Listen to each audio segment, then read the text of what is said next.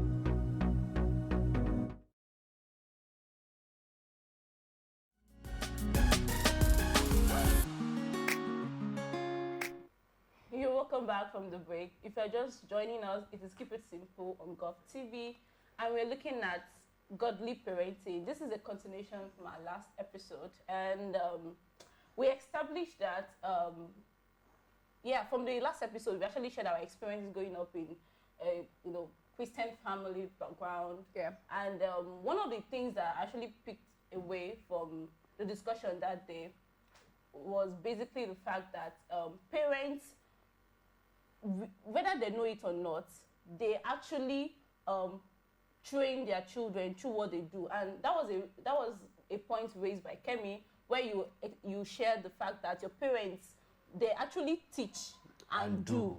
It's not like, oh, this is the way of the Lord, this is what you do to be a good child, blah blah blah. But those kids cannot emulate your own deeds. So yeah, the possibility of you, whether or not you know it, they're actually watching. Definitely. And the children of nowadays, hey, the rate at which they pick, they assimilate things really fast. So yeah, that was really profound for me, that parents should just really, put that in mind. And we also established that there is also the very important ingredient in a godly home, which is love.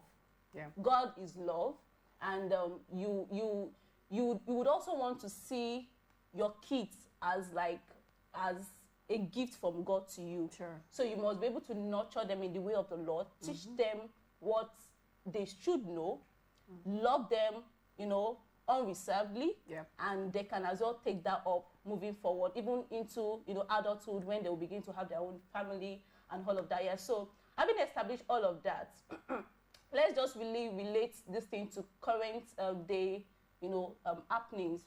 I was discussing with someone who is old enough to be married, is considering marriage soon, and it's about choosing career path for kids. Let's establish the fact that this is also a Christian brother. And we're talking about career, and he talked about the fact that, oh yeah, if he had opportunity to be properly guided into career paths, that he would have really loved it, because he did not necessarily do a professional, course. So yeah, he's doing well for himself now, but he would have loved that he was really guided into maybe any of these professional, professions actually. So it was like when he's married, like when he has kids, they're going to one engineer, one doctor. I'm like, please, although is it not that you are forcing your own will or your own inadequacies, what you could not become, what you could not achieve, and not forcing it on your own children. So yeah, that conversation, it lasted for a while, and each of us left with our own different opinions. But I respect his, he respect mine. So I said, let me put it, because it's still about really being a good steward towards God as regards your kids. So for intending parents, and as God we have intending parents here on this table. So I said I'm going to put it to you guys. What do you think, Jude? What's your own take on guiding your kids towards a career path, as to them really choosing what works for them? Well, I would like to thank you so much, the chief host. We are colleagues. Please, come on, but we are colleagues. Because tomorrow you can be seated there. You know how this thing. We are co-hosts. We are co-hosts. You know how this thing works. I can't believe you guys are going to argue about that. Oh yeah, Jared, you talk. Thank you. Okay. Well, I would like to first emphasize this to everyone, that in future you plan on getting married. It's all about responsibility. And you can't dodge away from responsibility. A man that dodges away from responsibility can never be responsible. I want you to know that. And I would like to also emphasize that being called father, mother, God are able to go to father, mother, husband, wife, safe. It's responsibility. Not to talk of father, mother. That is more time, the way you work with God. If you still call your God God, just normal God, if you don't know him as a father, you won't have that connection. That is why God has a lot of responsibility on us. If you could remember, that was when he was making reference to stone, that your children, because I request for bread and you give them stone. So the first thing now on that is, if you have identified yourself that yes, I have a responsibility over my children. God has given them to us to nurture, to care. And if you don't direct them in the way of the Lord or the right path, it will tell on you later on. Definitely. Sorry for that. If you look at kids that probably their parents have one or two issues that they don't really live together, it takes grace and reorientation for such children to be vibrant in the society. grace and There are lots reorientation. of psychological weight on That, them. do you understand that? Trauma Because and all. that exactly. So, coming back to your questions about your responsibility on them. Now, it's your responsibility to apart from guiding them in the way of the Lord, it's also your responsibility to get them in the moral and academic environment Pathway. or pathway. Now, to me, I won't buy the idea of saying I will let you become so by force. Now, but it's your responsibility to study the pattern that child comes to life and things that child enjoys doing when little. Yeah, his area of strength. That is the area of strength. That comes easily Now, to him. in China and in more Develop. developed countries, that is what they do. Most of them does not really go to one. They look at them. That the problem we have in Nigeria is plenty. When you see a radio, just taking screwdriver and doing your TV or your radio or kini, you will beat that child. Oh, you don't know that person wants to be an engineer. You don't understand. You don't know that this person just enjoys knowing what is in something about that particular thing, that person. But God should enlighten our discernment spirit and that we will begin to know some things. Yeah. I love something about my sister. She has a child. That child, any small thing, he can beat anything. If you see book, we beat. If you see drum, even when they serve him food with spoon like this, you still be using it to beat something. They become to do, maybe this person wants to know how to drum or something. They now bought drumstick. Very little child, they practice it for him. So that even anytime you just feel like he's disturbing, they just say, go take your drumstick, go and drum. Do you understand now? Yeah. Now they get a small drum, a baby drum for him in the house, that kind of thing. And before you know it, this person now tell me in the next few years, when you now develop to that stage, when you now become a professional, a world-class drummer, you won't know where he started from. Yeah. It is because the parent paid attention. Attention to all these things. Do you understand what I'm saying now? Yeah. So that is where most of these parents are failed. Where I want to develop on. Yeah. Like, okay, in the of career path, let me see what they are doing and let me know how to guide them in that area so that they won't fall, they won't mix. Because sometimes if you're not careful, peer pressure and some other things can make them derail too. Definitely. Probably my friend who is going to a science class. Let me just follow. I know this person can talk. I had that similar problem some time ago with my father. My father said, hey, you must become a doctor. You must become a doctor. And me, I can talk. I know that. So doctors talk. Me, I can talk. No, so like, you that's are the gifted in talking, so you are tailored towards the arts and humanities. He wants me to be a doctor. You that you are not calm like this. God forbid you not be calm in the lab. It's your time. I will receive it. It's your time. I get where you're coming from. Do you understand now? Definitely. So we must understand all these things. It's not that meant to take all the fun of time. Yes, I'm going to now put it to us that when the Bible said that do not provoke your children to wrath, that they may not be discouraged. Like, how best can we interpret this in current dispensation, especially when it comes to parenting in a godly setting? How would you advise, or as a parent, as a mother, how would you not, provoke your kids to wrath, like the Bible had said? And maybe you can as well relate it to, the question about helping them, guide them towards their career choice or whatever aspect of their life that could be. Okay, first of all, I think parents need to get the idea that, or they need to understand the fact that their kids can think. Like, very importantly, your kids can think. That means they have their own thoughts. They have a way they feel things should go, They have a mind or of their own, they have the mindset. Thank you very much. Their own will. So they first of all have their own mind. So in as much as you are their parents and you want to nurture them, you want to show them the way to go, you want to tell them that, oh, this thing you're doing is not right. You need to first of all do it this way and all of that. You need to understand that all of those things has to, you have to be so intentional to an extent that you need to put what they are thinking into consideration. So it's not like you're always superimposing and so authoritative. I say, this is my way, you have to do it this way, you don't have a choice, and all of that. But you need to put their own thoughts into consideration and let them know In fact, you should ask them what they think about certain issues. So that way you can tell them, oh, this is it, and you can decipher and look for ways to work around it.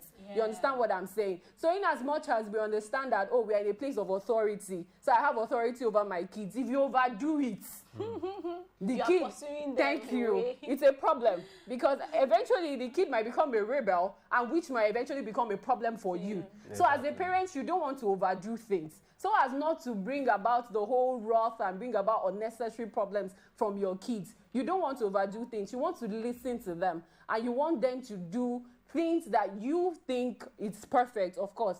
You want them to do things your way, which is not a problem, because you're the parents. And they say that what the older person see while seated, the younger person might not see it while standing, or be even standing on top of a tree. So in as much as you know the right thing and you want to sell that idea to them, that is what you will do. You will sell it to them. It's not like you will impose it on them, because at the end of the day, it might just have a repercussion. Yeah. Exactly. And I think the best thing to say that you know how to two things.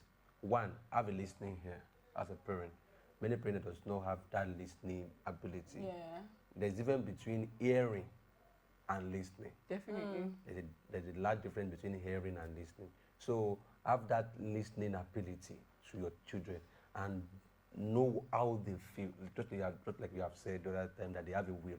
Know how they feel before, and have this persuasive speech in you. Parents of nowadays actually have to learn how to do that. Many of them does not know how to persuade their kids. They don't have that loving words. You cannot give what you don't have. That was what was dropping my spirit as soon as I started talking, actually. So we must learn. It's a lot of responsibility on our shoulders. So that it will help them. I was telling my wife something. I said, me, if all my child, female, male, if I have any one of them, there's something I want to do. I want to build an environment whereby they will just be free to access me. You understand? Now, when your child, it does not bring about disrespect. Forget. If they're not free with you, they'll be free with another person Daddy outside. will enter the home and everybody will run to the room. You understand now? Because That has come. So what kind of fear? See, when that fear is there, many times your children will do something that is bad. It's not that you scold them. It's not like you just words that you just speak. Ah, boy, you're fight. It's not supposed to be done like this. Because the more you scold them, the more they get frightened to try something new. The more you scold them in their small failure. You as their father, you've done so many mistakes in the past. Definitely. You understand now? So there's the way you talk to them. See, I want to know whereby even if one guy toast my child, your female child, my female child, even when in the secondary school, we still get to my dad. Can you imagine? Jide just Jide too spot on. Wow, Jide. Who how is will you Jide? undo it? Hey, You understand you now? miss the days of our parents. I can't relate to. I don't think all of us can relate to that. I talked about. I talked about people who asked me out to my mom while I was growing. We had that kind of relationship. So I know there are people who had that kind of relationship even during our parents' time. So you know that kind of relationship that you just be free and say, oh, so that you just be free to talk about how you feel, things that you're passing through. Many of us are passing through a lot that we can't tell our parents when we're growing up.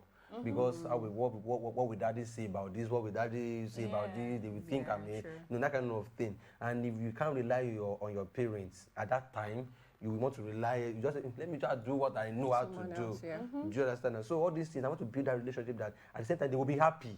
Yeah. That they won't run away from me. They won't. That anytime they will still be free to ourselves. So okay, so there's another part of the scripture that talks about sparing the rod and spoiling the child, and I would like us to draw a thin line between, like, let's know the boundary between you,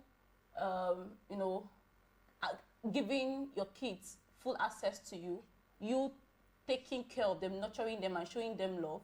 How would you really create that boundary between you knowing when to stand firm and when to be vulnerable around them so that they can access you more?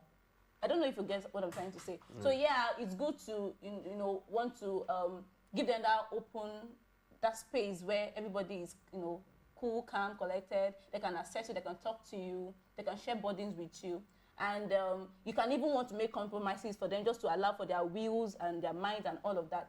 But then, when as a parent, when will you know when to be strict and stamp your foot on the ground and say, no, this is what will work at this point in time.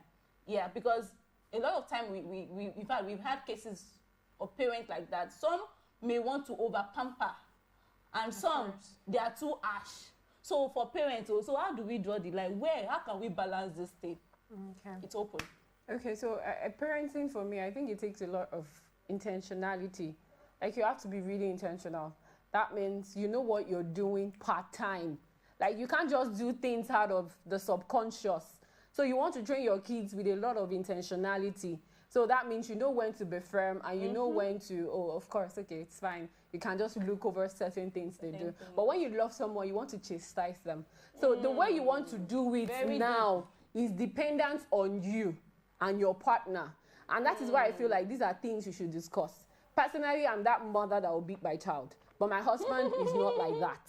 He will rather just talk to the child and all. So, but both of us already understand that this is who we are. So when one parent is carrying out their own disciplinary measure, I will not come and say, babe, instead of talking, she'll just slap his face. Or do you understand what I'm saying? Or I'm saying that, oh, babe, you're saying too much. Or my husband comes and say, oh, darling, that beating is too much. You know, at that point, he understands that in front of the kids. At that point, he understands that, oh, this is how she wants to carry out the punishment. Later, he can now say, when the kids are not there, you understand? You're not supposed to tell me their presence that, oh, baby, you're doing too much. You're correcting mother again. Thank you. So it is later you now. So these are little things that kids are seeing. So when they begin to see that, oh, dad is saying that mom is beating me too much, you begin to see them lean towards their father. You know, they are more comfortable there. They don't want to have anything to do with their mother and all of those things. What you just said, and that reminds me, anytime my dad is beating me, you know, I have this feeling that this Yoruba feeling that Yalala Baru or more. Like I'm expecting, I think somebody will say, like say that you like no, that kind of, even if you don't want to say no, man, no, but mom will not be saying, you want to go, oh, many of you be adding Jara. And all those guys that we don't do that. Ginger your daddy. Daddy, you don't want to give me 6 before, you turn to 12. Wow. All those possible Jara. But truly, you know, all those kinds of things. It is he who the father loves that he chastises. Yes. So well, we just have to know when to be firm and when to be soft. And to me, really, on that particular question, like she has said, well, same here also, but though I don't really believe in beating always. I want to actually share an experience. Like, it's a real life situation that happened, and it happened in a Christian home. Now let me just quickly paint a scenario. There is a woman, a wife, a mother that has 2 kids, and the first child actually happens to be from the husband's first marriage, because the husband had married before, he lost his wife and he had to remarry. Now his first son is 10 years, and the woman of the house now, who is now the real wife, has another child who is about 7 years. But the issue is that it's a Christian home, they are believers. The issue is that the woman is always, you know, maltreating the first child, who is for the husband. And it got to a point that even the church they attend had to interfere that, oh, I mean, they've seen cases where she would just abuse him physically, and the church authority had called her to order. But now it has finally blown out of proportion, because the last incident that happened got the little boy landing in the hospital because the woman used a heel shoe on the boy's head. And I mean, it was a very serious that woman should be arrested. Now it's not like and we've already called her, like the church panel, they've called her before. Now this has happened. Should we even suspend her from work? Because this is a leader in a church, in a unit in church. She's a believer. She should be able to harmonize, you know, everything in her home, even though you're not the one that gave birth to the child. But it's your husband's son. You knew about it before you were married in. So these are real life situations happening in the supposed. Apart from suspending her, they should get her arrested as well. That's child maltreatment. Child abuse. And now she would always give reasons why she had to act that way. She's just trying to chastise the small boy. You know, it's people who are evil. They always have excuses. It's normal that kids about that his age, they would always want to be like, they're always hyperactive. You know, I mean, it's everything that everybody has passed through that stage before, quite all right. Definitely. So, but if you cannot treat your own child that way, why should you treat someone child. else's child? So for me now, that kind of situation, I would like your 1 or 2 cents quickly. What should be done to such a Christian woman?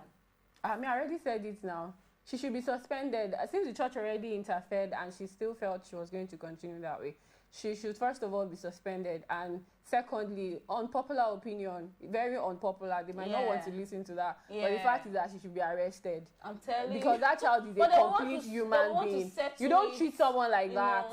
Well, yeah, they want to, of course, that's why I said it's an unpopular opinion. And church setting yeah, and definitely. All. But for me, I would just advise the man who is a father he should just be ready to shoulder two people's responsibility, because if the real mother of that child is to be alive, I'm sure the boy wouldn't be going through such abuse. We don't know, but we want to believe that she would protect her own. So the man has more work on his shoulder. Like, he should guide that boy. He should nurture him in the way of the Lord. Because that kind of situation, if it's not properly managed, the boy can run out of the house. And he will not become, miscreants in the society. And there was, this is a deacon's son. A day will come and they will beat that woman. So so issues like that, if not properly managed, you know what, it can blow up. But if you're to let's just get to the conclusion and let's quickly wrap up. You want to say something, Bob? Yeah. Make it precise. Well, about that woman, I do say something that it is not until you start licking blood that you be called a witch. That one is deep. Your action or inactions with talk. If you cannot treat your own child like some that. attributes of witch in so many people, Yes, and witch and wizard in so many people that they don't know.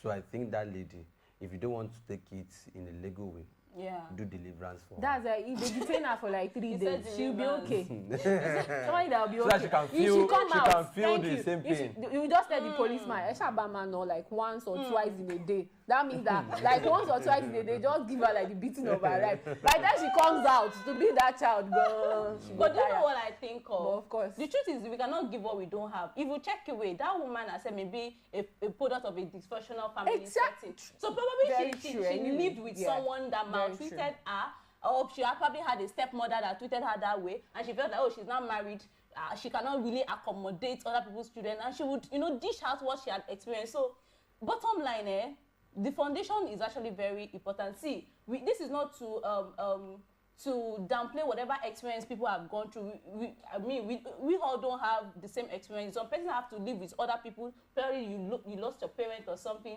and you have to go through that pain. But see, whatever issues you have, whatever insecurities or trauma you've had, before you can say you want to become a father or mother or be married, please deal with your body, deal with your trauma. If you need to pray, if you need to speak to therapists, whatever, just to be in the right frame of mind, so that you can raise a child. It's very important, because what you don't have, you cannot give. And if we continue like that, the cycle will just, it's just like a vicious circle. It will go on and on, and it will just really blow out of proportion. So that's just my own 2 cents. So please, for intending couples or intending parents, people that are already parents, just know that you are stewards, and God will ask you on the judgment day how you have done. Thank you, ma'am. Thank you so much for watching to the end.